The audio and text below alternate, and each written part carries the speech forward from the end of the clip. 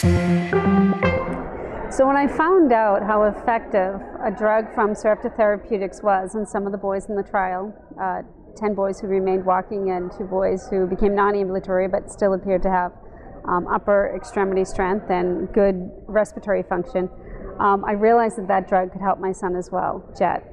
And I began to make some phone calls to the FDA.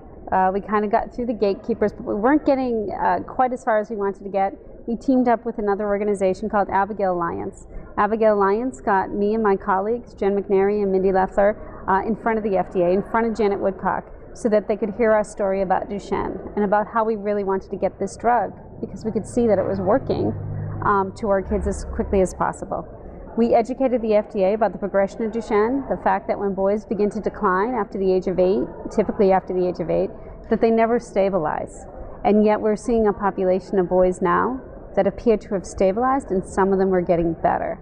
And this was a drug that could potentially save my son's life.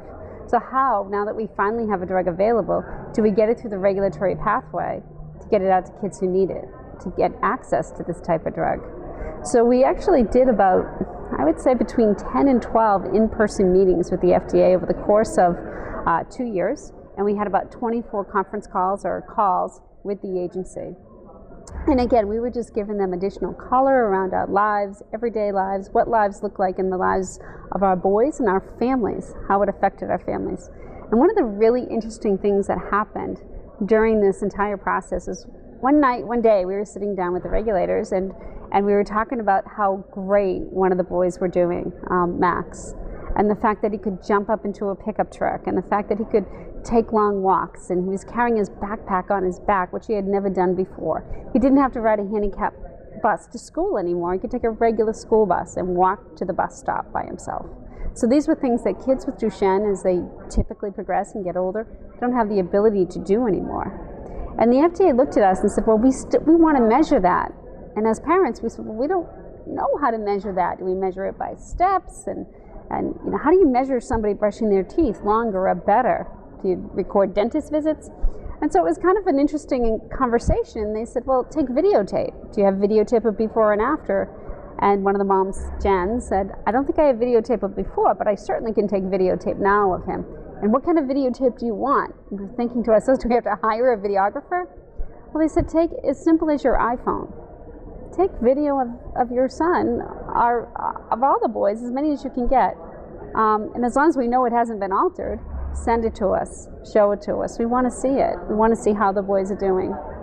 And we did that. So over the course of a month, we collected videotape from all 11, there were 11 parents, because 2 of the boys in the trial are twins, all 11 parents that we could reach, we got videotapes from. And they were very simple. They were activities of daily living and things that were really, really important to the children. So something like walking a dog. There's a videotape of a little boy walking a very small little white dog. But you know what, that's something he couldn't do before. The dog would run up and typically that would knock that child over. But now the child was able to walk his dog. There was another tape of a boy mowing the lawn with his dad. And we just thought that was incredible. Like, he would never be able to do this, but he's on this drug, and now he's so proud that he was able to do one strip of the yard by himself, and then his dad did the other strip, and they mowed a lawn together, and that had never been done. There were videotapes of boys taking a hike uphill. Those were incredible. The child just, it was like the Energizer Bunny, he just kept going. Whereas typically in Duchenne, they would need to be carried, they would have to go into a stroller, into a chair, a scooter, or some other mode to get around. So we found, working with the FDA, that they were very communicative and that they were looking for other ways to measure the value that we were seeing in these boys. And as a parent and as an advocate who doesn't have a whole lot of resources, and I certainly don't have a whole lot of time with Jett turning 19 years old,